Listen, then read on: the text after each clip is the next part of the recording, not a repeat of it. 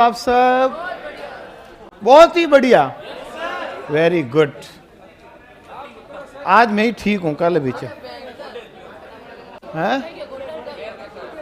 कल बीच ठीक है मामलो। हाँ, मैं ही कहीं 2-4 दिन थोड़ी मनी लटक हवे, मैं बाइक लेना ही को। नेक्स्ट, अरे मैंने कहा थोड़ा कहीं जालूर गेट वगैरह क्लास होती है, बाइक से फटाफट आ जाए, गाड़ी से बड़ी समस्या आती है। एक टैक्सी वाले ने फटाका बोला दिया पीछे से। चले आगे। रीट में साइंस के क्वेश्चन कल यूट्यूब पे करे हैं ना मैंने। भाई साहब, साइंस में लोगों के ज्यादा सही नहीं हो रहे, 30 में से सिर्फ 28-29 सही हो रहे। हाँ चलिए, हाँ तभी तो कह रहा हूँ, कमेंट देख लो, उसके आधार पे क्या मैंने, तो आपके भी सही होंगे, टेंशन नहीं लेना। हरित लवक में भोजन संग्रह का कार्य करते हैं वर्णी लवक, अवर्णी लवक, अवर्णी लवक। चलो आगे। वैसे पेड़ पौधे आपके सिलेबस में नहीं है तो क्यों माताबोड़ी कर रहे हो? पेड़ पौधे ही नहीं आपके सिलेबस में, इतना सिलेबस बताया, 4 बार स्लाइड है। चले आगे, वरना ये सब चीजें लिखाता हूं मैं। लिखो विषय साइंस। कौन सी साइंस? सामान्य, बहुत सामान्य।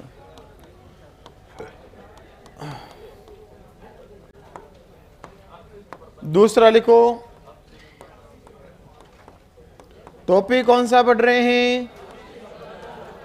अपशिष्ट प्रबंधन। चलिए इसके अंदर आज बातें करते हैं कुछ थोड़ी थोड़ी अच्छी अच्छी। लिखो अपशिष्ट प्रबंधन का निपटान करने की विधियां। लिखो बेटा, अपशिष्ट प्रबंधन को, अपशिष्ट पदार्थों को निपटान करने की विधियां। और यहां से मित्रों प्रश्न आया था रीट के अंदर अपशिष्ट प्रबंधन से। प्रश्न क्या आया अभी मैं बताऊंगा। रीट में आया था प्रश्न अपशिष्ट प्रबंधन का, कि ये टॉपिक पहली बार रीट में आया था, दूसरी बार पशु परिचर में, और फिर आए आपके अपशिष्ट पदार्थों का निपटान। पता है ये क्यों आया टॉपिक? क्योंकि ये 7वीं क्लास में है, तो 9, 10, 6ठी से 10वीं किताबों का मैटर होता है। करने की विधियां, हेडिंग लगाओ, लिख दिया। और मित्रों आपके पास जब भी समय मिले तो पेपर रीड के जो आंसर की है उत्कर्ष टीचिंग एग्जाम पे, उसमें पेपर 2nd और 3rd फटाफट एक बार आगे करना। तो मैथ के बाद मैंने करवाई है, तो आपको एकदम वीडियो को स्किप करोगे आगे पीछे तो मिल जाएगा। 30 क्वेश्चन कराए मैंने, 30-30 60, 2 पेपर थे, तीसरा और चौथा साइंस का, पहला था फर्स्ट लेवल का। चलिए 3 पेपर थे यूट्यूब पे, तो एक बार क्वेश्चन देखना ताकि आपको ये पता चले ना वर्तमान में क्या ट्रेंड चल रहा है प्रश्नों का। अपशिष्ट पदार्थों को निपटाने की विधियां। तो पहली विधि लिखो बेटा, कंपोस्टिंग। लिखो कंपोस्टिंग विधि। कंपोस्टिंग विधि, पहली विधि लिखो मित्रों कंपोस्टिंग। कौन सी विधि? कंपोस्टिंग। लिखा कंपोस्टिंग विधि। ध्यान रखना मित्रों,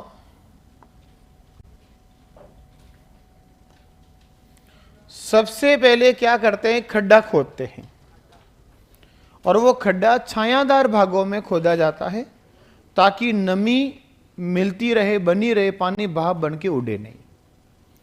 और इस खड्डे के अंदर प्यारे मित्रों वह पदार्थ डालते हैं जो क्या होंगे, जैव निम्नीकरणी, पूरा पढ़ा करो, आधा अधूरा नहीं। जैव निम्नीकरणीय मतलब समझ गए होंगे, आपके सब्जी के छिलके बचते हैं, वो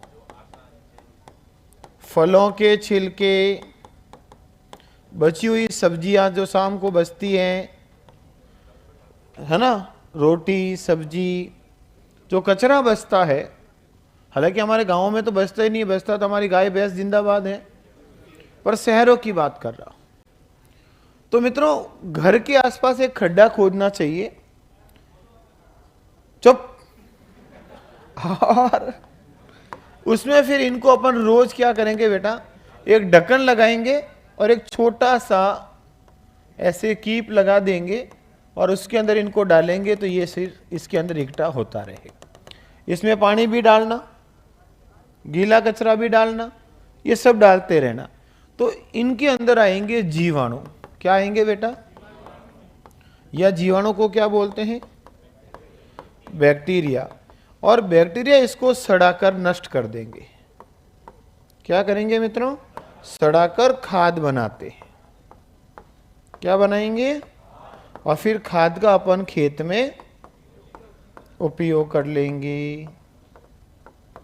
इस प्रकार ये कचरा हमारे जो नुकसान कर रहा था वो खाद में बदल गया, हमने अच्छे से उसको निपटा भी दिया, साथ में लाभदायक पदार्थ भी बना दिया। इस विधि को कहा जाता है कंपोस्टिंग, और इस पर आधारित है गोबर गैस संयंत्र। कौन सा संयंत्र? जिसमें घर का कूड़ा कचरा, मल मूत्र, गाय भैंस का गोबर, ऐसा खड्डा बना के उसमें डालते रहते हैं, तो ये सड़ेगा, तो सड़ने से मैथेन गैस उत्पन्न होगी, तो यहाँ से एक पाइप ले जाकर रसोई में लगा देंगे, तो मैथेन से तो खाना पचेगा नहीं, बनेगा, और यहाँ से खाद को खेतों में डालकर अपन फसल का उत्पादन करेंगे, तो दोहरा लाभ होता है। इस तरीके को कहा जाता है कंपोस्टिंग। आई समझ में? ये कोई बड़ी चीज नहीं है। लिखो, इस विधि में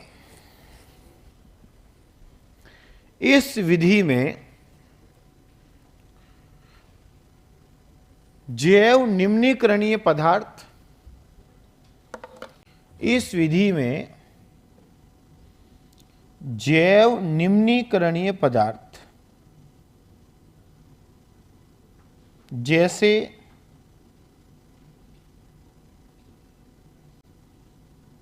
लिख दो बेटा, फलों के छिलके, सब्जियां, निम्नीकरणीय पदार्थ जैसे फलों के छिलके, सब्जियां, फल सब्जियां वगैरह लिख दो,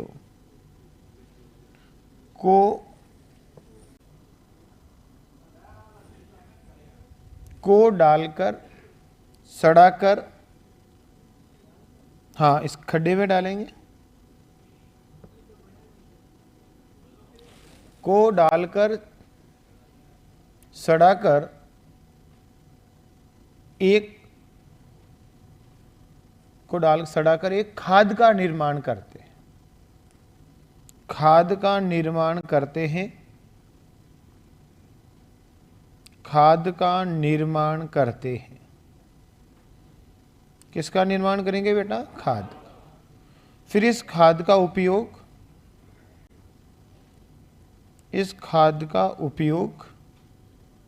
कहाँ करेंगे बेटा? खेतों में फसल उत्पादन में किया जाता है। खाद का उपयोग खेतों में फसल उत्पादन में किया जाता है। फसल उत्पादन में किया जाता है। लिख दो, लिखो बेटा, इस विधि का उपयोग गोबर गैस, इस विधि का उपयोग गोबर गैस प्लांट में किया जाता है। इस विधि का उपयोग गोबर गैस प्लांट में किया जाता है।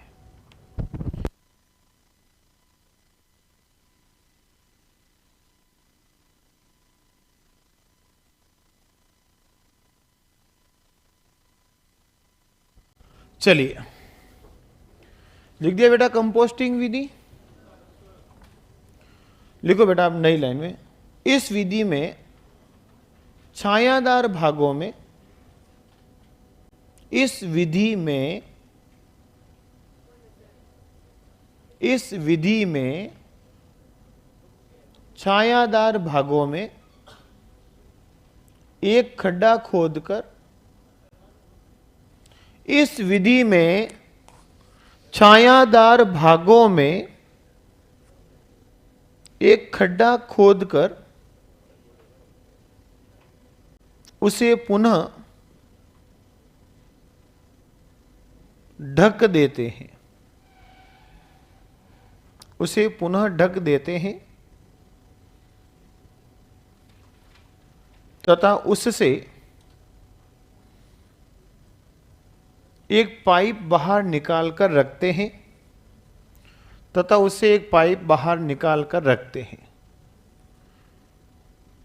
जिससे एक पाइप बाहर निकाल कर रखते हैं जिससे अपशिष्ट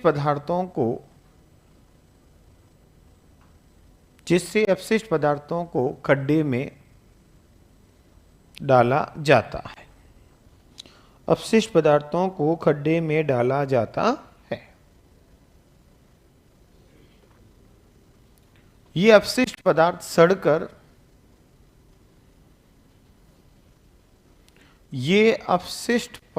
सड़कर खाद में रूपांतरित हो जाते हैं।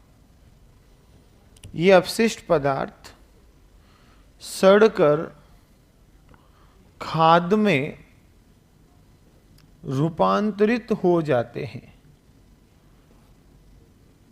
खाद में रूपांतरित हो जाते हैं। खाद का उपयोग खेतों में, लिख दिया, फिर लिख दो बेटा, इस विधि का उपयोग गोबर गैस संयंत्र में करते हैं। Thank you. तो ये हो गया कंपोस्टिंग विधि। क्लियर? हाँ, कोई दिक्कत नहीं, जीवाणु छड़ाएंगे तो हो ही जाएगा। चलिए बेटा, तो कोई प्रॉब्लम यहां, कोई दिक्कत? चलो आगे, है भाई? तुम कहना क्या चाहते हो? तो अगली दूसरी विधि लिखो।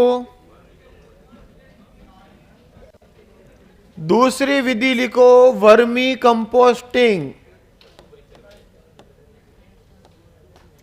लिखो मित्रों, वर्मी कंपोस्टिंग, या वर्मी को हिंदी में बोलते हैं कृमि कंपोस्टिंग।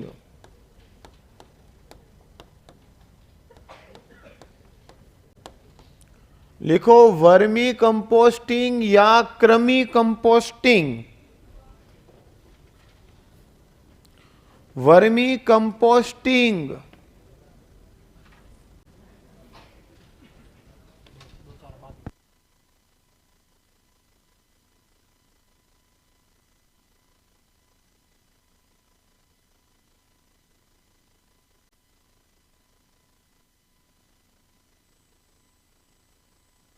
लिखो वर्मी कंपोस्टिंग, या इसको क्या नाम देंगे अपन? कृमि कंपोस्टिंग। प्यारे विद्यार्थियों, एक जंतु होता है जिसका नाम है केंचुआ। नाम सुना कभी आपने? केंचुए का वैज्ञानिक नाम है ऑर्थवॉर्म। ऑर्थवॉर्म कहते हैं इसको। और केंचुआ जो होता है, इसको किसानों का मित्र कहते हैं। किसानों का मित्र कहते हैं। और हाँ, वो किसान है बेटा। और पालन करना कहलाता है वर्मी कल्चर। क्या कहलाएगा? और इससे जो खाद बनती है उसे कहा जाता है वर्मी कंपोस्ट। ये प्रश्न है आपके। पहले तो चारों प्रश्न लिख दो। छायादार खड्डा नहीं होता बेटा, खड्डा छायादार भागों में होता है, जहां पेड़ पौधा हो, जमीन दीवार हो, वहां जहां पर छाया पड़ती हो। खड्डा क्या बातें करते हो तुम, छायादार कैसे होगा? समझते नहीं है, ये दुनिया बड़ी लुटेरी है। मकड़ी किसका उत्सर्जन करती है? अरे मकड़ी उत्सर्जन करेगी एक पदार्थ जिसका नाम है गुआनिन। और मकड़ी इसलिए नहीं लिखा है क्योंकि आपके शरीर में नहीं होता है गुआनिन, और आपके सिलेबस में सिर्फ जंतु शरीर है, मानव शरीर। समझे कुछ? धन्यवाद अच्छे बच्चों।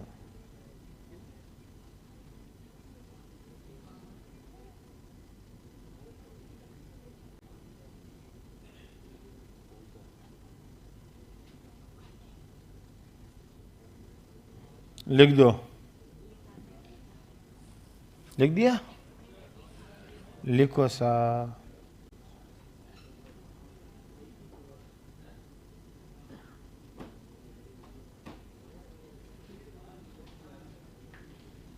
हो गया? धन्यवाद। सो जाओ। नहीं सोना नहीं, पढ़ना। मार साहब तावड़ा में कौन खड्डा खोदता है? अरे कई ऊंधा दिमाग रही रेवे रे हैं?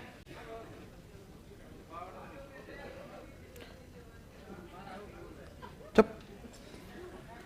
चलिए लिखो एक लाइन इसके अंदर।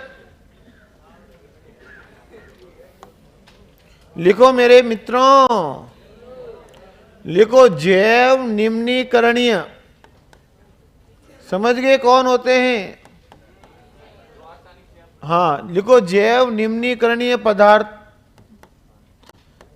को लाल केंचुए द्वारा, केंचुए को सामान्य भाषा में बोलते हैं आड़िया, आड़िया बोलते हैं आड़िया। लिखो जैव निम्नीकरणीय पदार्थों को, चुप कालिया,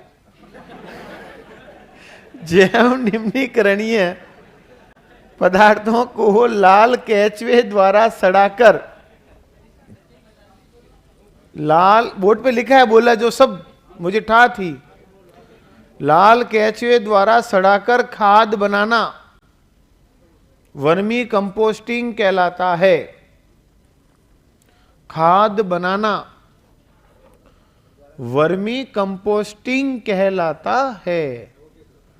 जागते रहो। कहां रह गए? वापस बोलता हूं, ढंग से सुनना। जैव निम्नीकरणीय पदार्थों को लाल केंचुए द्वारा सड़ाकर खाद बनाना वर्मी कंपोस्टिंग कहलाता है। अबे किता करण करी 2 दिन और मामलो आगा बंद दिन। नेक्स्ट लिख दिया मित्रों? वैसे भी 2-3 दिन बाद मेरा कोर्स होने वाला है।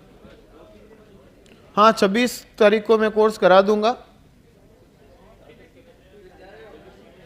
हाँ हाँ, 26 तारीख को मेरा कोर्स हो जाएगा, ठीक है ना? आज कितनी हुई? आराम से होगा, दिन में 4 बार करा दूंगा तब तक। है बेटा? हाँ, पहले रुको इधर। तो ये हो गया मित्रों वर्मी कंपोस्टिंग। लिख दिया सबने? कोई प्रॉब्लम नहीं सर। Next sir. अगला लिखो बेटा, तीसरी विधि भस्मीकरण। ज्यादा मत बोलो, भस्म कर दूंगा, ध्यान रखना। लिखो भस्मीकरण विधि। अगली विधि लिखो भस्मीकरण। कौन सी विधि है? लिखो भस्मीकरण। लिख दिया रे? देखो इस विधि में अपशिष्ट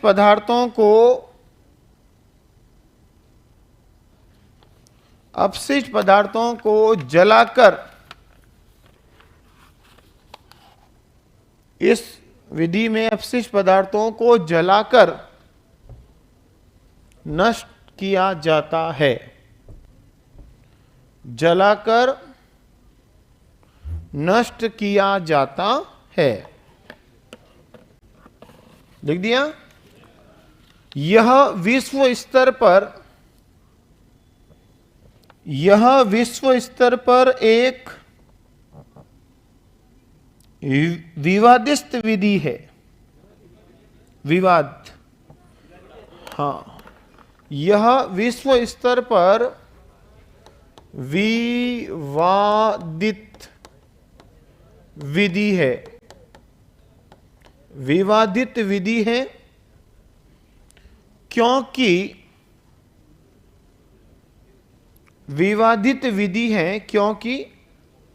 अपशिष्ट पदार्थों को जलाने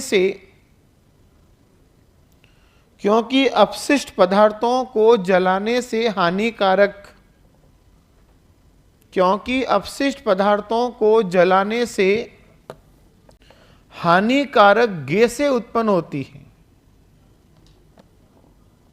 जलाने से हानिकारक गैसें इकट्ठी होती हैं। इसलिए मित्रों, कुछ लोग कहते हैं जलाकर नष्ट कर देना चाहिए, कुछ कहते हैं जलाकर नष्ट नहीं करना चाहिए, क्योंकि वातावरण में बहुत सारी हानिकारक गैसें आएगी और ये प्रदूषण फैलाएगी। देखो बेटा, इस विधि में पदार्थों को नष्ट करने के लिए आगे लिखोगे नहीं पीछे लिखोगे क्या? इस विधि में पदार्थों को नष्ट करने के लिए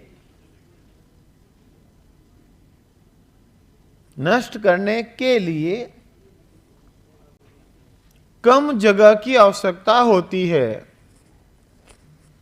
कम जगह की आवश्यकता होती है।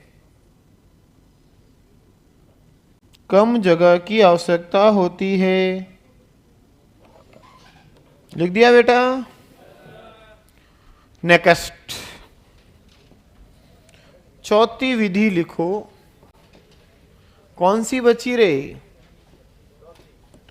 फोर्थ लिखो, लैंडफिल विधि।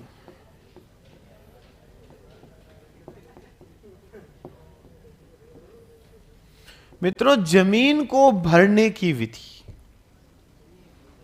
इसमें क्या करते हैं? देखो इधर, जो ठोस अपशिष्ट पदार्थ होता है, कौन? ठोस अपशिष्ट पदार्थ, जैसे कंकर, पत्थर, विशेषकर ये मिट्टी, कांच, ये सब। मित्रों, जैसे कोई जमीन है वो उबड़ खाबड़ है, ठीक है, और हमने कोई मकान को तोड़ा, उसका कचरा पड़ा है, इस कचरे को यहां डालेंगे और यहां डालने के बाद इसके ऊपर मिट्टी डालते हैं। क्या डालेंगे मित्रों? मिट्टी। और मिट्टी डाल के इस भूमि को हमने क्या कर दिया? समतल कर दिया। तो उबड़ खाबड़ जगह को समतल कर दिया, ऊपर फिर मिट्टी डाल दी। मिट्टी में आप बाग बगीचा लगा सकते हो। बगनी बाग बगीचा, अरे मेरे मन में दो चीज चल रही थी, दोनों मिक्स हो गई, बाग और बगीचा। तो ठीक है बेटा, बकबक तो कर ही रहा हूं रे सुबह से ही। तो इस प्रकार जमीन को भरना, लैंड, जमीन फिल करना और उसको समतल बनाने की प्रक्रिया को क्या कहते हैं? लैंड फिल विधि। आया समझ में? और गया वापस? लिखो, इस विधि में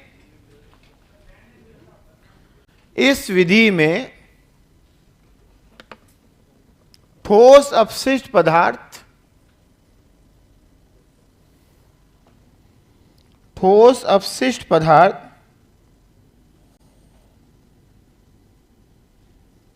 जैसे पत्थर, कंकर, मिट्टी, कांच लिख दो,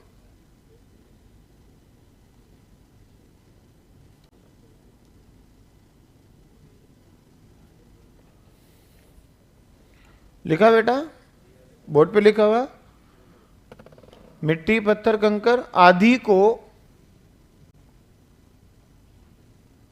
किसी असमतल जमीन में भरकर, किसी असमतल जमीन में भरकर, हाँ ढलान वगैरह कुछ भी हो सकता है, असमतल जमीन को भरकर या किसी खड्डे को भरकर, किसी खड्डे को भरकर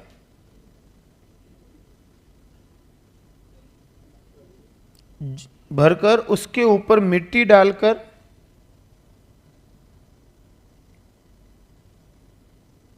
उसके ऊपर मिट्टी डालकर जमीन को समतल बनाना,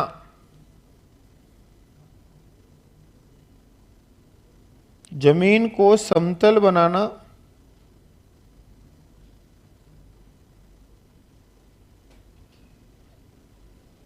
लिख दो बेटा, लैंडफिल विधि कहलाता है।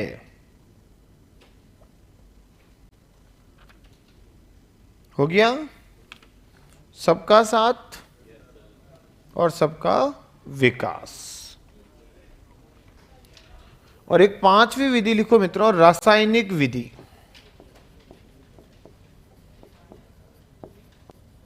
रासायनिक विधि केमिकल मेथड, रासायनिक विधि लिख दिया बेटा, केमिकल मेथड लिखो। इस विधि में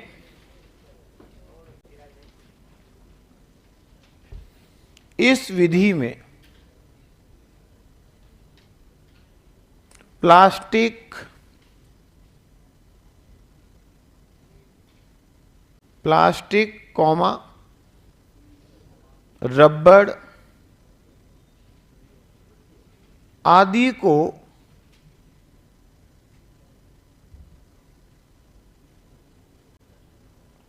को किसी मशीन द्वारा दाब देकर, दाब समझ गए, प्रेशर, दाब देकर ईंटों का निर्माण करके, ईंट दाब देकर ईंटों का निर्माण करके अपशिष्ट को निपटाया जाता है।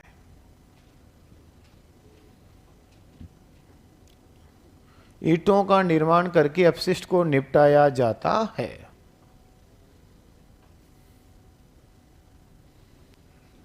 ठीक है बेटा, तो इसका आंसर क्या हो जाएगा? रासायनिक विधि। एक और लिखो बेटा, 6 नंबर पॉइंट और लिखो बेटा, अजैव या क्या बोलेंगे, जैव अनिम्नीकरणीय। हाँ लिखो, अजैव अनिम्नीकरणीय, एक ही बात है। बिना जीवों से निम्नीकृत अजैव हो गया, और जीव से निम्नीकृत नहीं होना, शब्द वही है, अर्थ वही है, बस लिखने का तरीका अलग होगा। जैव निम्नीकरणीय पदार्थों का निपटान।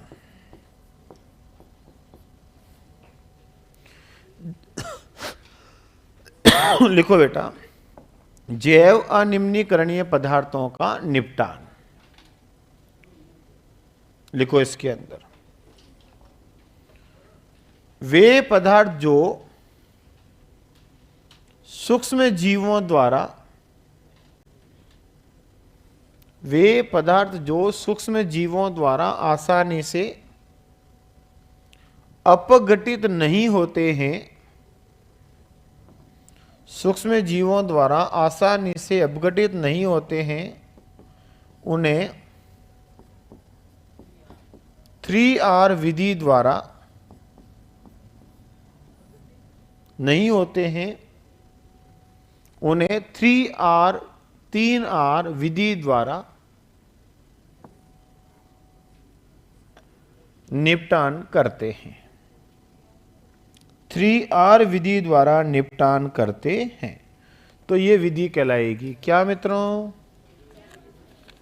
क्या कहलाएगी? जैव अनिम्न। 3R मतलब, चलो इधर लिखो, एक रीड्यूस, रीयूज या रीसाइकल, ये है बेटा 3R।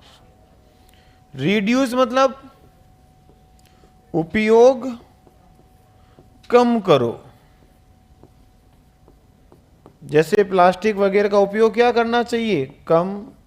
प्लास्टिक, पॉलीथीन, याद करो सिंगल यूज पॉलीथीन पर सरकार ने बैन भी लगाया था। उपयोग कम कर दो, बेस्ट कौन होगा? Plastic, polythene. रीयूज, पुनः उपयोग करो। जैसे बेटा धातु के बर्तन है, कोई बाल्टी है लोहे की बनी, ऊपर से टूट गई तो हम उसको गमला बना दिया। प्लास्टिक की बाल्टी टूट गई, गमला बना दिया, तो हमने उसका क्या कर लिया? रीयूज, पुनः उपयोग, धातु के बर्तन, प्लास्टिक के बर्तन वगैरह। और रीसाइकल, पुनश्चक्रण करो। प्लास्टिक वगैरह को बेच दो और बेच करके फिर उसका क्या करो मित्रों? लैब में ले जाके वापस नया उपकरण बना दो, पुनश्चक्रण। हाँ, तो यूज हो गया ना। अब आगे ये हो गया मित्रों 3 विधियां। क्लियर? तो ये टॉपिक पूरा हुआ जिसका नाम था अपशिष्ट प्रबंधन, बहुत आराम से। और इसी के साथ आपके बायोलॉजी कंप्लीट। बस ही है ये। सुनो, रुको, अभी रुको जरा, थोड़ा रुको। ये टॉपिक इंपॉर्टेंट है और नया टॉपिक है, इसलिए इस टॉपिक के मैं 20 प्रश्न कराऊंगा। और हाँ, अभी और कोई आपको नई प्रश्न लगे तो आप नीचे 1 लाइन में प्रश्न लिख के उत्तर लिख देना, ठीक है? तो बोर्ड पे आओ, नोटबुक साथ आना नहीं है, मतलब ध्यान लाना है। तो हम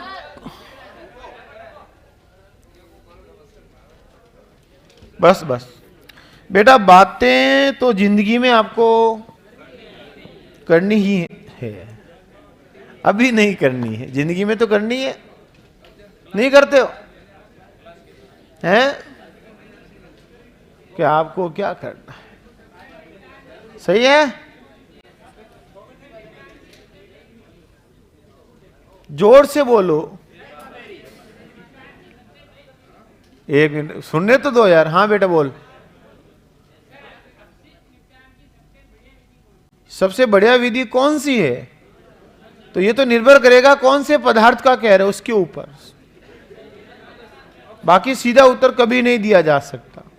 जैसे ये प्रश्न आया था रीट के अंदर, सुनो, रीट में प्रश्न आया निम्न में से ये था बेटा, पुनः उपयोग किस विधि का उपयोग, किस पदार्थ का उपयोग के लिए सबसे बेस्ट विधि हो सकती है? उत्तर था धातु के बर्तन, कृषि, फल, छिलके, ऐसे कुछ ऑप्शन थे। तो बेस्ट ऑप्शन क्या हो गया? बर्तन का रीयूज करना सबसे बेस्ट होगा। तो ये तो निर्भर करेगा कंडीशन पर।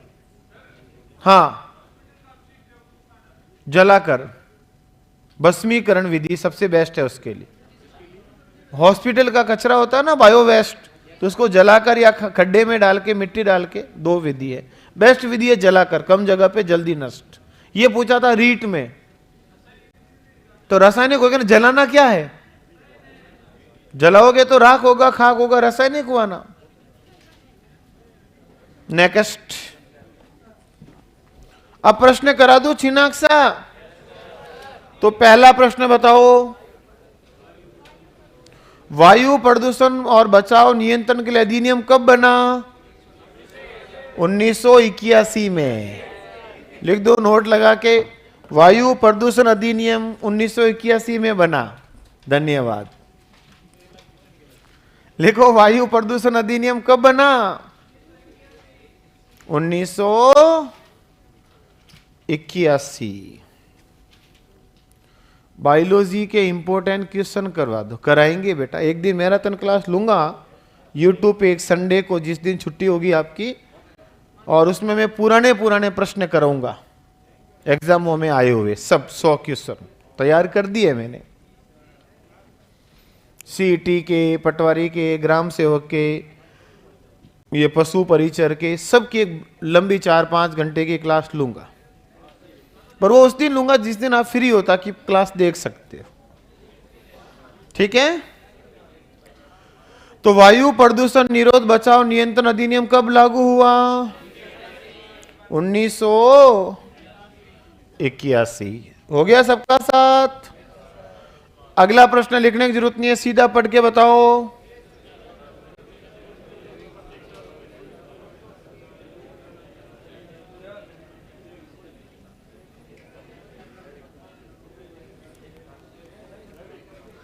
क्या होगा?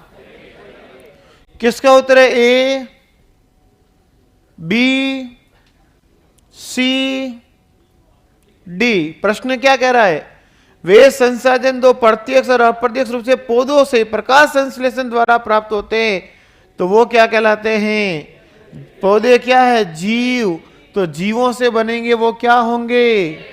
जैविक संसाधन। अगला बताओ।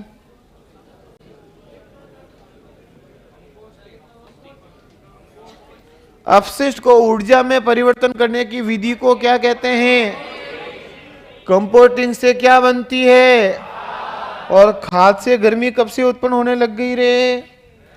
भस्म करेंगे, जलाएंगे, तो जलाने पर हमेशा ध्यान रखना ऊर्जा उत्पन्न होगी, या जिसको हम ऊष्मा कहते हैं, जो कि गर्मी होती है। तो बताओ, जमीन को भरने से कब से गर्मी उत्पन्न होने लग गई? तो आंसर हो जाएगा ए, भस्मीकरण विधि। बहुत अच्छा प्रश्न, इसीलिए मैंने प्रश्न कराने उचित समझे, ताकि आपको एक तो ये पता चल जाए कि यहां से प्रश्न कैसे आ सकते हैं, और दूसरा छोटी मोटी गलतियां तैयार हो सकती। क्या नहीं करूं? तो अगला प्रश्न का उत्तर दोगे? बताओ बेटा। बेसल संधि इंपॉर्टेंट प्रश्न है, किसके लिए हुई थी? लिखो बेटा, बेसिल संधि विषैला कचरा, जहरीला कचरा को निपटाने के लिए हुई थी। लिख दो नोट लगा के। अगला पॉइंट, जहरीला कचरा को निपटाने के लिए, जहरीले पदार्थों को निपटान करने के लिए विश्व स्तर पर देशों में कौन सी संधि हुई थी? बेसल। तो प्रश्न कराने का उद्देश्य यही था ना, नई चीजें बताना, ताकि प्रश्न के माध्यम से बता दूं। दो चीज हो जाए। बोल के मैं ऐसे लिखा सकता था सीधा भी, फिर मैंने कहा थोड़ा तरीका चेंज करते हैं। हमेशा प्रयास नए करने के रहते हैं, तो आज थोड़ा सा नया प्रयास कर रहा हूं। देखते हैं कितना रंग लाएगा, ये तो समय बताएगा। बताएगा ना? नेक्स्ट लिख दिया सबने? तो अगला प्रश्न बताओ, कितने हो गए? ग्रीन हाउस गैसों के उत्सर्जन को कम करने के लिए कौन सी विधि सबसे बेस्ट है? ग्रीन हाउस गैसें कौन सी है? CO2, CH4, N2O और CFC, कार्बन डाइऑक्साइड। CH4 क्या होगी बेटा? मेथेन, नाइट्रस ऑक्साइड और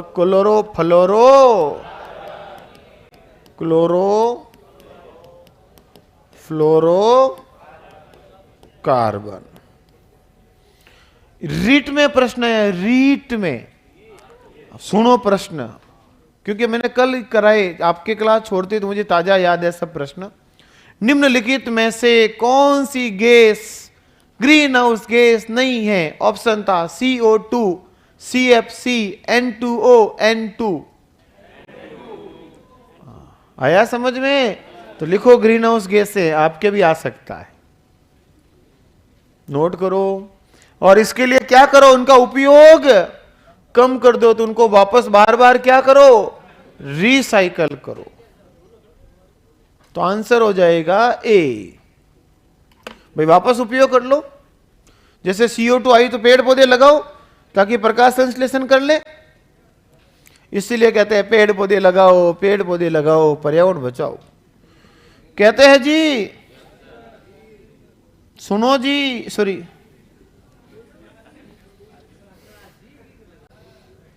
मैंने कहा थोड़ा सम्मान दूं आपको, गलत तो नहीं किया ना? क्योंकि सम्मान देने से सम्मान मिलता है।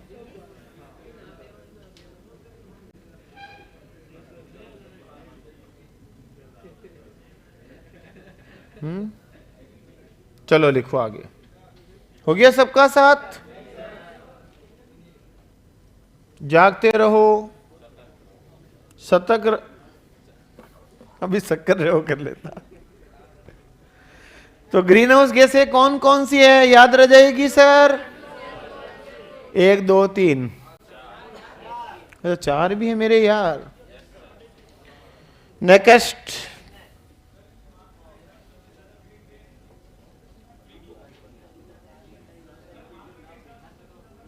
CO2 60%,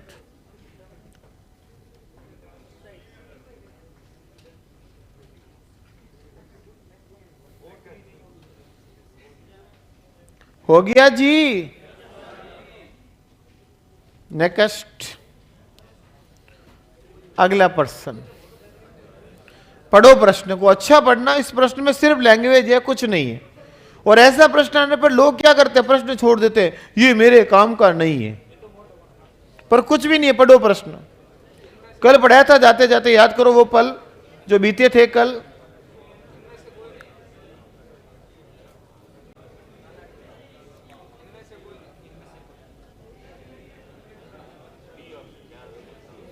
चलो सुनो इधर, चलो एक बार आपसे पूछ लूं,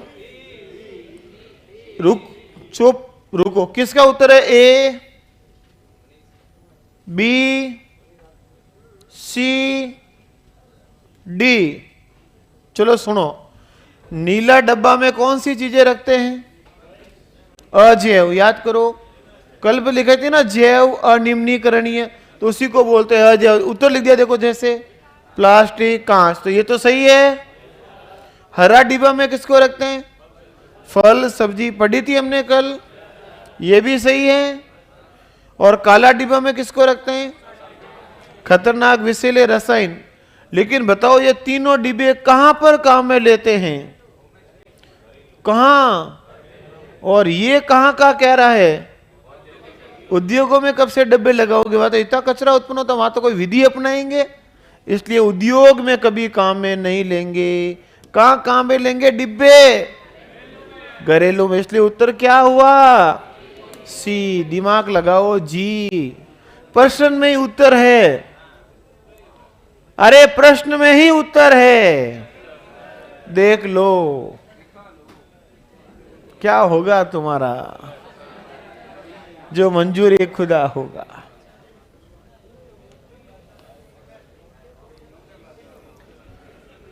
सिल्वीकल्चर क्या है? सेरीकल्चर नहीं,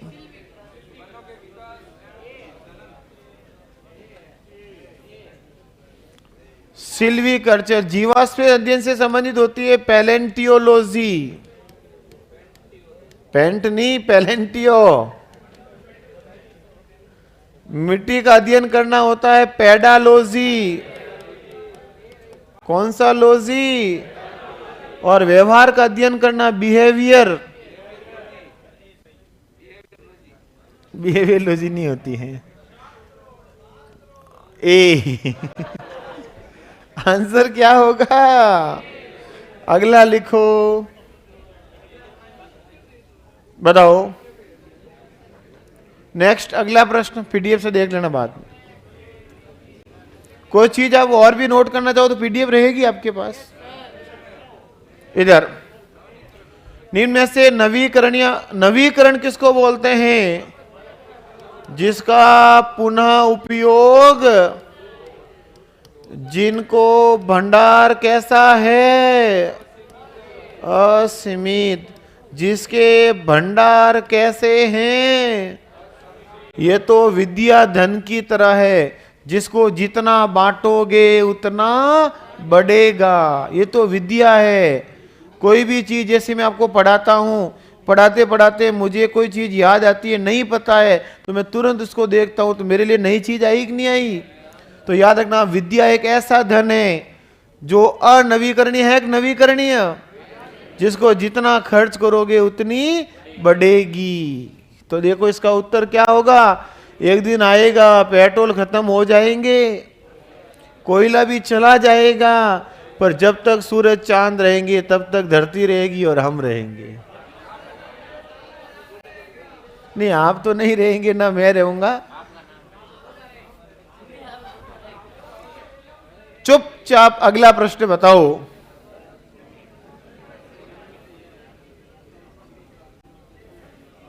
अगला प्रश्न का आंसर,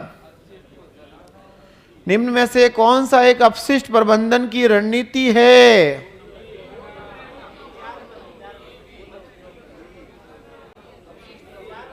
अपशिष्ट का पुनः उत्पादन नहीं करना, कम करो, पुनः उपयोग करो, फेंको मत, जलाओ मत। जलाना भी तो हानिकारक गैसें उत्पन्न करता है। तो बेस्ट उत्तर क्या होगा? बेस्ट। इसमें तो कोई प्रॉब्लम। तो अगला प्रश्न बताओ, 3R क्या है? रिड्यूस, रीयूज, रिसाइकल, तीनों ही होता है। रीयूज रिकवर नहीं होता, रिसाइकल होता है, रिड्यूस होता है, रिकवर नहीं। तो तीनों गए, तो पीछे बचा। समझ में आया? और ये प्रश्न है बेटा LDC 2018।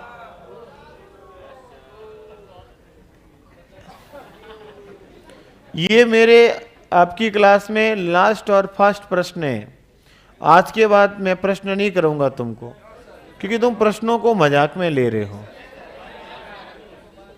मैंने हालांकि कुछ अच्छा सोच के विचार के ये काम किया, पर मुझे लग रहा है आप इसके लायक नहीं हो, इसलिए इसको यहीं रोक देते हैं। चलो नया टॉपिक हेडिंग लगाते हैं। अब ना तो कोई बोलेगा, ना मैं किसी की सुनूंगा। ध्यान रखना, मैं अगर संयम, समझदारी, अनुशासन में प्यार स्नेह के साथ बात करें, व्यवहार करें, तो हम अपनी ओर से 100% नहीं 500% अच्छा प्रयास करते हैं। अच्छे से कहना, वो अच्छे से बात करे, बोले तो हम गर्दन भी कटा के दे देंगे। पर अकड़ में बात की, फालतू बात की, तो साहब आ जाना, अकड़ तो आपसे तिगुनी है। फिर बोल दिया। शर्म करो थोड़ी बहुत। प्यारे मित्रों, ठीक है हंसी मजाक चलेगी, इसका मतलब ये थोड़ी है कि तुम बैठे बैठे कुछ भी बोलते रहोगे। सब ये क्लास है। और मैं पूरे 20 क्वेश्चन करा रहा था, अब 10 पे आपकी गाड़ी अटक गई। तुमने व्यवहार 3 बार मैंने टोका है। ऐसा नहीं है कि मैंने एक बार कहने से यह रोका, 3 से 4 बार मैंने इशारा किया, हाथों से चुप रहने को बोला, पर तुम्हारे लक्षण ऐसे ही हैं। तो मेरे 2 ही टॉपिक बचे हैं। एक टॉपिक बचा है धातु अधातु, और एक टॉपिक बचा है भौतिक रासायनिक परिवर्तन 2। ये दोनों तो एक जैसे ही हैं। और एक बचा है प्रकाश। बस इनको करा के खत्म करता हूं। तो लिखो बेटा प्रकाश, लाइट।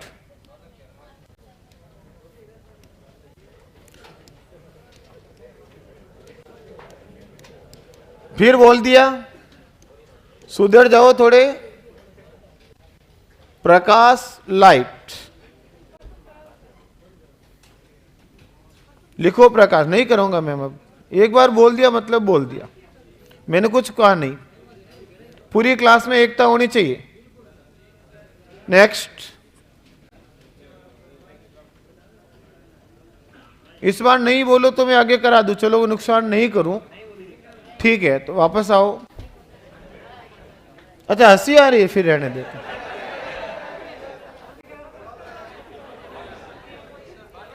तो बताओ बेटा अगला प्रश्न, ग्रीन हाउस गैसों के बारे में सबसे पहले किस वैज्ञानिक ने बताया? किसने बताया बेटा? तो ध्यान रखना बेटा, वैज्ञानिक नाम है फूरियर। फूरियर ने सबसे पहले इसके बारे में बताया था। अगला बताओ, निम्न में से कौन सा कचरा सबसे खतरनाक है जो पर्यावरण में लंबे समय तक प्रदूषण फैलाएगा? तो वो हो जाएगा नाभिकीय कचरा। इससे लंबे समय तक अल्फा बीटा गामा किरणें निकलती रहती है जो हमारे लिए रोग करती है। जापान के अंदर 2 शहर है, हिरोशिमा और नागासाकी। वहां आज भी बच्चे जो पैदा होते हैं वो मित्रों साइड इफेक्ट की वजह से विकलांग पैदा होते हैं। तो वो सब अपंग पैदा होते हैं, सब का रीजन है ये किरणें वातावरण में उपस्थित होना, जो सबसे ज्यादा खतरनाक है। ई अपशिष्ट शब्द का प्रयोग किसके लिए होता है? इलेक्ट्रॉनिक अपशिष्ट। कौन से शब्द है बेटा? निम्न में से कौन सा एक जैव अनअपघटनीय नहीं है? प्रश्न की लैंग्वेज सही पढ़ो। नहीं है। अरे कृषि पेड़ पौधों का कचरा तो तुरंत सड़ जाएगा ना। पारा सीसा प्लास्टिक ये तो धातु है, आसानी से नष्ट। तो बेटा कभी कभी जल्दबाजी में प्रश्न ही पूरा नहीं पढ़ते हैं, ये भी आपकी एक बड़ी कमी है। प्राकृतिक संसाधन के रूप में खनिजों का प्रबंधन करने हेतु किस तकनीक का प्रयोग किया जाता है? 3R पढ़ाया था ना। 4S तो ग्रंथि होती है, 3F ग्रंथि होती है। निम्न में से कौन सा अपशिष्ट इलेक्ट्रॉनिक अपशिष्ट कहलाए? ये तो रिपीट नहीं, नया प्रश्न है। बैटरियों में होता है इलेक्ट्रॉनिक अपशिष्ट, होता है ना बेटा। बैटरी, प्लास्टिक, भोजन, कागज नहीं। चुप रह जा। बैक्टीरिया सूक्ष्म जीवाणु आदि के द्वारा पूरी तरह से नष्ट होने वाला कचरा क्या कहलाएगा? बैक्टीरिया सूक्ष्म जीवाणु आदि के द्वारा नष्ट होने वाला कचरा क्या कहलाएगा बेटा? अरे जैविक, जैव निम्नीकरणीय। बायोगैस संयंत्र में किस प्रकार का अपशिष्ट उपयोग में लेते हैं? जैव अपशिष्ट। याद आया? और निम्न में से कौन सा गैर बायोडिग्रेडेबल अपशिष्ट को छुटकारा पाने का सबसे अच्छा तरीका है? गैर बायोडिग्रेडेबल का मतलब है बेटा, गैर मतलब होता है अजैव, और डिग्रेडेबल होता है निम्नीकरणीय। या इसी को बोला था जैव से, जीवों से अनिम्नीकरणीय। अजैव मतलब जीव से निम्नीकरण होते हैं। तो बताओ बेटा ये कौन से होंगे? तो 3R विधि थी, याद करो। कौन सी विधि? तो पुनरावर्तन, रिसाइकल। और लास्ट प्रश्न 20 का मैंने बोला था, इनमें से कौन सा एक अपशिष्ट निपटान विधि है? इस बार सभी। अरे दहन बताया ना, भस्मीकरण, भूमि भराव बताया, पुनःचक्रण बताया। तो देख लो, कम शब्दों में लगभग सब चीजें मैंने आपको पढ़ा दी, और पढ़ाने के साथ कुछ प्रश्न भी करवा दिए, क्योंकि ये टॉपिक आपके लिए थोड़ा नया था, इसलिए मैंने इसको थोड़ा सा ढंग से पढ़ाने का प्रयास किया। इसमें 4 पॉइंट और पढ़ाऊंगा, फिर इसको खत्म करूंगा। ध्यान रखना, कितने पॉइंट पढ़ाऊंगा इसमें? 4। तो लिखो मेरे यार। हाँ भाई, छोले वो तो तुम्हारे लक्षण है, जनी झुद्र थे। लिखो बेटा, एक तो लिखो ग्रीन हाउस प्रभाव क्या है, कई बार हल्का सा आ जाता है। याद करो, हमने प्रश्न किए। ग्रीन हाउस प्रभाव, बेटा प्रकाश कल शुरू करेंगे, ठीक है ना। लिखो ग्रीन हाउस प्रभाव। एक ग्रीन हाउस प्रभाव, एक ग्लोबल वार्मिंग, एक अम्लीय वर्षा और एक ओजोन का अपघटन होना, ये 3 चीजें पढ़ूंगा, 4 चीजें। लिखो बेटा ग्रीन हाउस प्रभाव, ग्लोबल वार्मिंग इसके बाद पढ़ेंगे। ग्रीन हाउस प्रभाव शब्द किसने दिया था? लिखो शब्द फूरियर ने दिया था, अभी तो पढ़ा था रे, फूरियर। लिखो ग्रीन हाउस प्रभाव शब्द देने वाले साइंटिस्ट का नाम क्या रहा? फूरियर, याद भी है। इसमें कौन कौन सी गैसें भाग लेती हैं? तो एनसीईआरटी के अनुसार CO2, फिर होती है मित्रों CH4, रुक जा बेटा, CFC, N2O और जल वाष्प। ध्यान रखना एनसीईआरटी में दिया हुआ सबसे ज्यादा कौन सी होगी? 60%, 20%, 14%, 6% ये गैसें भाग लेती। ये इनका परसेंटेज हो गया।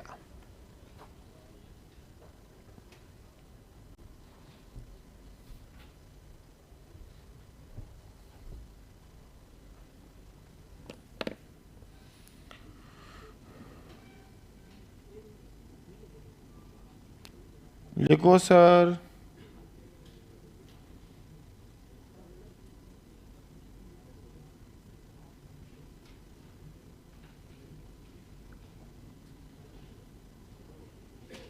हो गया सर? बोलूं आगे मित्रों? चलिए, गैसें लिखी हुई आपके सामने, लिखो ये सभी गैसें मिलकर, बोर्ड पे लिखी हुई है कौन? ये सभी गैसें मिलकर पृथ्वी के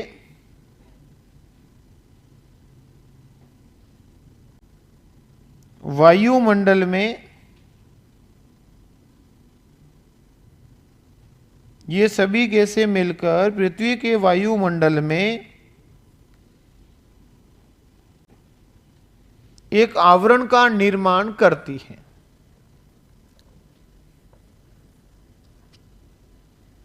एक आवरण का निर्माण करती हैं जो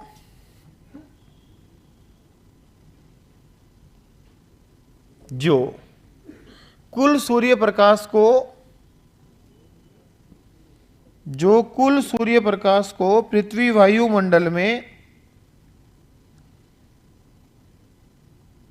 जो कुल सूर्य प्रकाश को पृथ्वी वायुमंडल में आने तो देता है,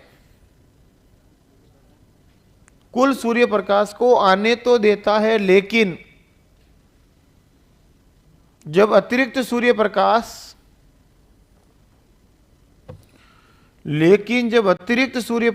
पृथ्वी सतह से टकराकर, लेकिन जब अतिरिक्त सूर्य प्रकाश पृथ्वी सतह से टकराकर पुनः लौटता है, लेकिन जब अतिरिक्त सूर्य प्रकाश पृथ्वी सतह से टकराकर पुनः लौटता है, तो यह आवरण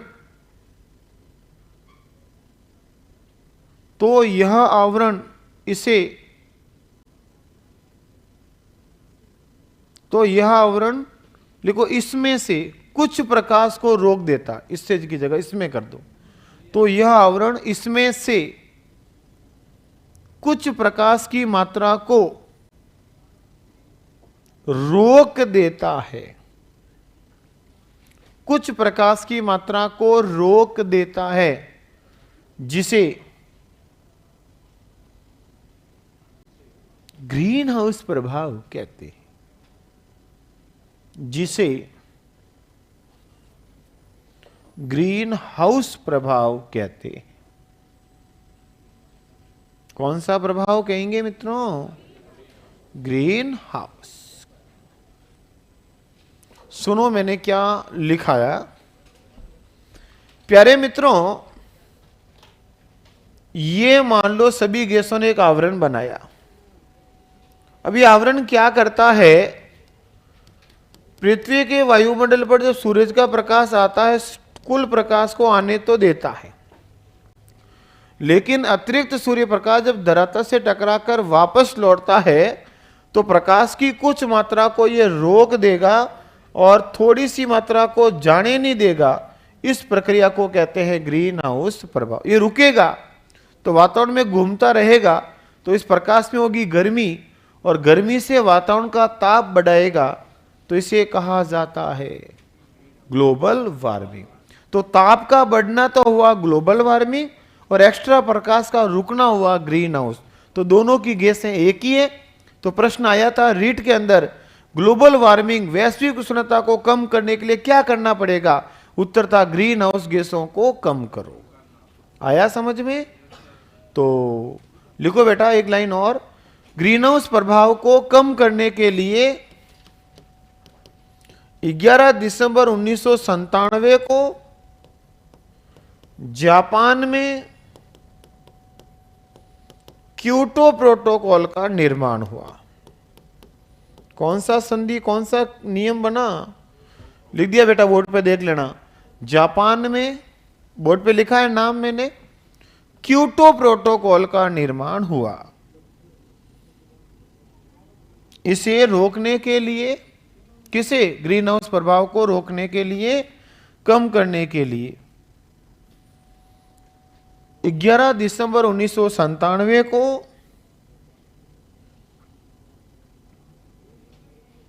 है बेटा, 11 दिसंबर 1997 को जापान में क्योटो प्रोटोकॉल का निर्माण हुआ। डेट नहीं लिखी तो लास्ट में लिख दो, पूरी लाइन लिख के, क्योटो प्रोटोकॉल का निर्माण हुआ लिख दो 11 दिसंबर 1997।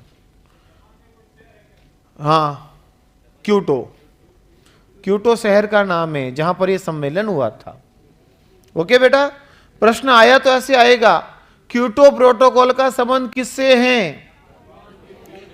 ग्रीन हाउस प्रभाव से। जापान से तो क्योटो शहर है। अच्छा ये बताओ मुझे, प्रोटोकॉल क्या होता है? ऐसा नियम जिसको मानना अनिवार्य होता, चाहे आपकी मर्जी हो चाहे नहीं। जैसे घर में अक्सर महिलाओं को सासू मां के सामने घूंघट निकालना है, ये उनका प्रोटोकॉल है, चाहे आपकी मर्जी हो चाहे नहीं। तो ये क्या हुआ? तो ऐसा नियम जिसको मानना अनिवार्य है उसको क्या बोलेंगे? प्रोटोकॉल। आया समझ में? और नियम हमारी इच्छा हो तो माने, नहीं माने तो दैट इज रूल। नेक्स्ट, जिसको तोड़ा नहीं जा सकता वो प्रोटोकॉल। ऐसा नियम जो बाध्यकारी हो, तोड़ा नहीं जा सके, वो कहलाता है प्रोटोकॉल। दूसरा लिखो बेटा, ग्लोबल वार्मिंग। लिखो ग्लोबल वार्मिंग।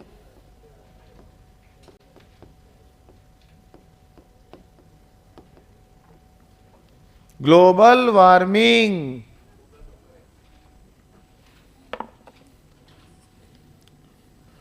ग्लोबल वार्मिंग लिखो, जब ग्रीन हाउस प्रभाव के कारण, जब ग्रीन हाउस प्रभाव के कारण अतिरिक्त सूर्य प्रकाश, जब ग्रीन हाउस प्रभाव के कारण अतिरिक्त सूर्य प्रकाश की कुछ मात्रा, अतिरिक्त सूर्य प्रकाश की कुछ मात्रा, अतिरिक्त सूर्य प्रकाश की कुछ मात्रा वायुमंडल से, अतिरिक्त सूर्य प्रकाश की कुछ मात्रा वायुमंडल से बाहर, वायुमंडल से बाहर नहीं जा पाती है, वायुमंडल से बाहर नहीं जा पाती हैं तो अपने अंदर उपस्थित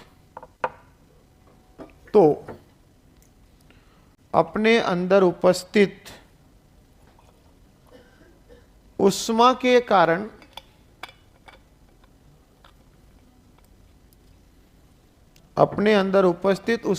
कारण गर्मी उत्पन्न करती है।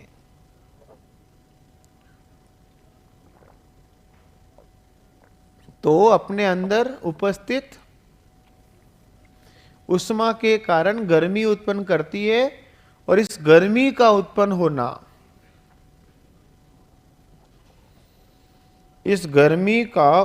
होना ग्लोबल वार्मिंग कहलाता है। और इस गर्मी का उत्पन्न होना क्या कहलाएगा मित्रों? Global warming. लिखा सबने? चलिए, ये हो गया ग्लोबल वार्मिंग।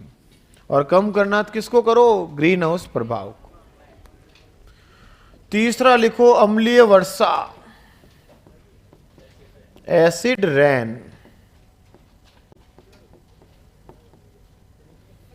लिखो अम्लीय वर्षा, एसिड रेन। एसिड रेन, अम्लीय वर्षा।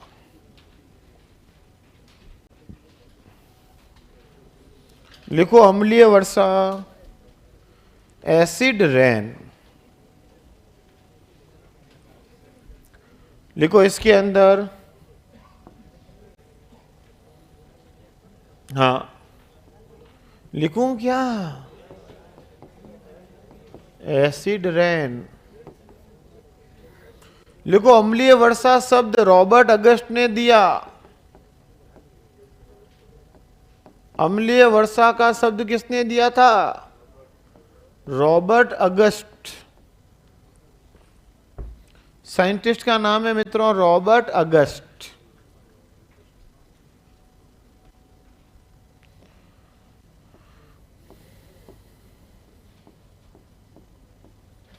एक गैस है सल्फर डाइऑक्साइड, नाम सुना कभी? और दूसरी गैस है NO2, नाइट्रोजन डाइऑक्साइड।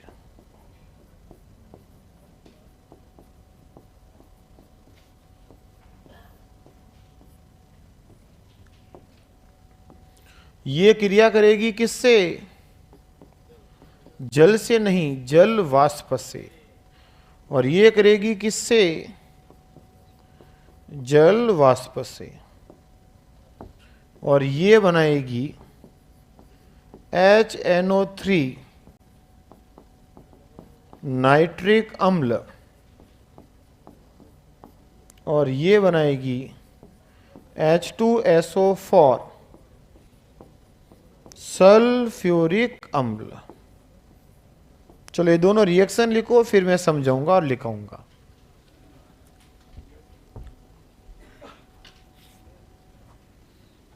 जो बोर्ड पे लिखा है।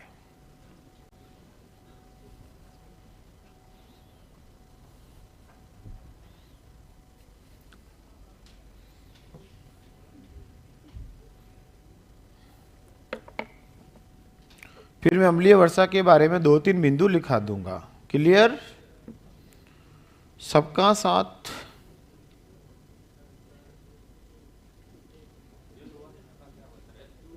यस, जल H2O। जल होता ना, ये जल वाष्प है। सूत्र वही होगा, सूत्र वही होगा।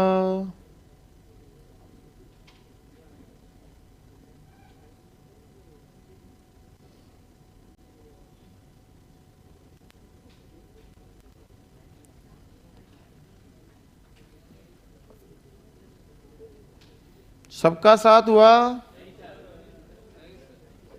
कब होगा रे?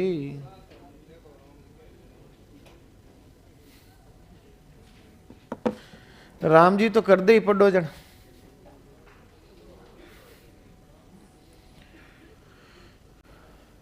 लिखो कैसे रुकूं, आज पूरा करना जरूरी है, कल नया टॉपिक पढ़ेंगे प्रकाश। कल घर से पढ़ के आना प्रकाश, लाइट, ठीक है बेटा? नहीं कल तो पूरा नहीं होगा, प्रकाश को ढंग से पढ़ाऊंगा, ऐसे पूरा कैसे हो जाएगा बातों से? जब कचरा इतना बढ़िया पढ़ा दिया तो प्रकाश कैसे करेंगे? वो कचरा ही था ना, अपशिष्ट क्या था? पता है आपके तो फिर भी लिखा हुआ अपशिष्ट प्रबंधन, अच्छा शब्द लिखा है, और रीड के सिलेबस में लिखा हुआ कचरा प्रबंधन। तो मैं कहता हूं आप पढ़ेंगे कचरा। पढ़ लिया कचरा? कचरा हुआ तो नहीं ना? हो गया ना? चलो मित्रों सुनना ढंग से। वाहनों के धुएं से दो गैसें निकलती हैं, एक का नाम है SO2 और दूसरे का नाम है NO2, और ये दोनों गैसें जल वाष्प के साथ क्रिया करती है तो अम्ल बनाती है H2SO4 और HNO3, और इन दोनों अम्लों का वर्षा जल के साथ धरातल पर आना ही क्या कहलाता है? अम्लीय वर्षा। आया समझ में? लिखो, वाहनों के धुएं से निकलने वाली, हाँ गाड़ियों के धुएं से निकलने वाली, वही वाहन, हाँ अभी नहीं, वापस मत बोल, लिखो वाहनों के धुएं से निकलने वाली हानिकारक गैसें, हानिकारक गैसें SO2 व NO2, SO2 व NO2 जल वाष्प से क्रिया करके, जल वाष्प से क्रिया करके HNO3 क्रिया करके HNO3 व H2SO4, HNO3 व H2SO4 अम्लों का निर्माण करती है, अम्लों का निर्माण करती है, जिसे अम्लीय वर्षा कहते हैं, जिसे अम्लीय वर्षा कहते हैं। तो अम्लीय वर्षा में कौन से अम्ल हो जाएंगे, ऐसा प्रश्न आता है? नाइट्रिक अम्ल और सल्फर।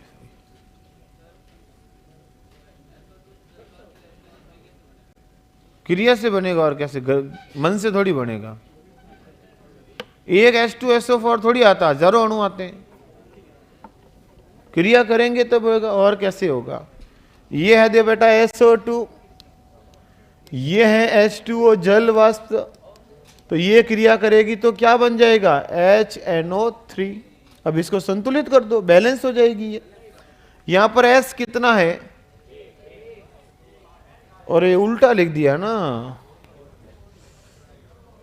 सही बोला भाई तूने, ये उधर आएगा और ये इधर आएगा, चेंज करो, चेंज चेंज चेंज। धन्यवाद मेरे प्यारे भाई। ये होगा H2SO4, कौन सा होगा? और ये हो जाएगा HNO3। सही कहा एकदम मेरे भाई। मैंने सोचा रिएक्शन पूछ रहा है, मैंने सोचा रिएक्शन पूछ रहा है, तो मैं रिएक्शन करने गया तो ही नहीं। तेरे को तो ठा ही नहीं पड़ा, वो तो पड़ा बेचारे को उसको, और उसने बोल दिया, बाकी रहने दो। बाकी पता चले तुम नहीं बोलो, ऐसा हो ही नहीं सकता। धन्यवाद, कोई बात नहीं, अब सही हो गया ना। 100 बात तो एक बात, अंत भला तो सब भला, सीधी सी बात है। हाँ एक लिखो बेटा, अम्लीय वर्षा की pH 5.5 से कम होती है, इसके नीचे अम्लीय वर्षा की pH कितनी होती है?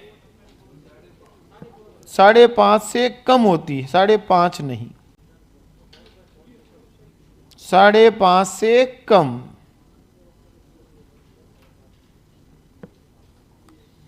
पीएच होगी 5.5 से कम, 5.5 से क्या होगी, कम होगी। लिखा रे,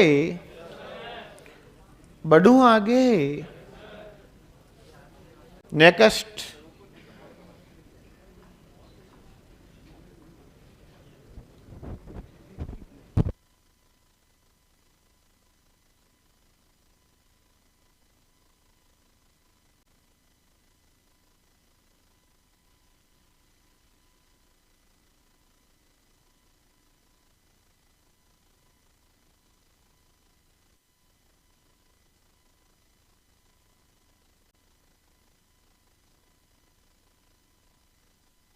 चलो आगे।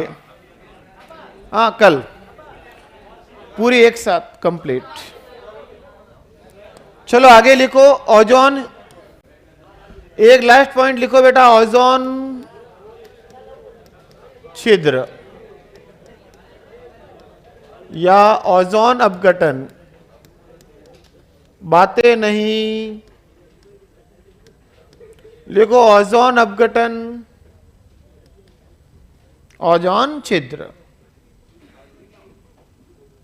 लिखा, लिख दो।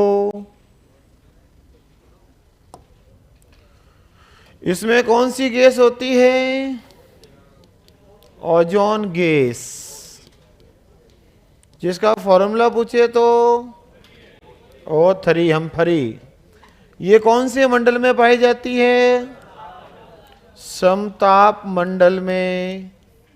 या ऑप्शन में समताप मंडल नहीं हो तो इंग्लिश में बोलते हैं स्ट्रेप्टोस्फीयर। स्ट्रेप्टोस्फीयर में पाई जाती। हाँ लिख दो भले ही, साथ साथ लिख दो भले ही, कोई दिक्कत नहीं। और बेटा इस परत की मोटाई मापने की इकाई, ओजोन परत की मोटाई मापने की इकाई, और ये होती है मित्रों डॉप्सन। और ये सूर्य की पराबैंगनी किरणें, पराबैंगनी किरणों को बोलते हैं यूवी रेस, से सुरक्षा करती।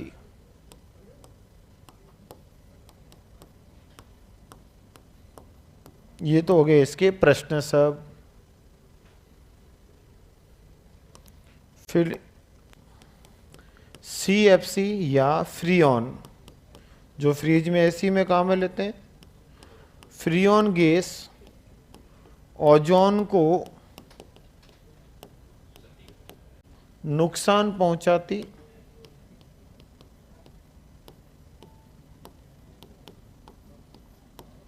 जिसे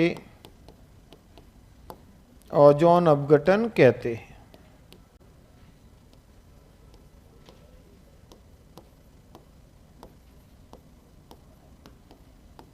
ये लिख दो फटाफट।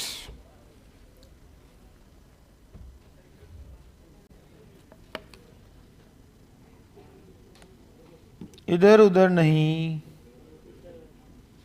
बोर्ड पे।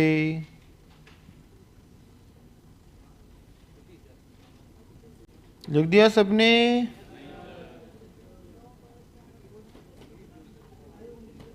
सबका साथ पढ़ रहे हो ना?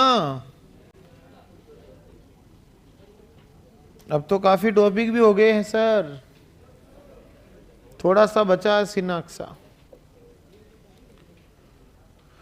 चलो सर आगे।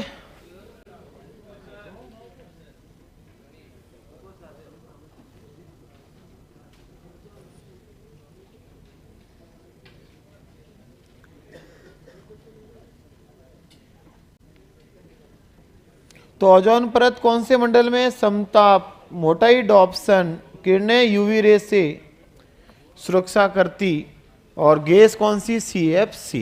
सब चीजें आ गई, एक लाइन लिखो। अब रुकूंगा नहीं बेटा, लिखो लिखो। ओजोन छिद्र को रोकने के लिए, ओजोन छिद्र को रोकने के लिए 16 सितंबर 1987 को 16 सितंबर 1987 को मॉनेट्रियल प्रोटोकॉल, ओजोन छिद्र को रोकने के लिए 16 सितंबर 1987 को लिख दिया, बोर्ड पे लिखा हुआ है मेरे। मॉनेट्रियल प्रोटोकॉल का निर्माण हुआ, मॉनेट्रियल प्रोटोकॉल का निर्माण हुआ, इसीलिए 16 सितंबर को, इसीलिए 16 सितंबर को विश्व ओजोन दिवस मनाते हैं। इसीलिए 16 सितंबर को विश्व ओजोन दिवस मनाते हैं। हाँ भाई, ओके, बाकी पढ़ेंगे कल। Thank you.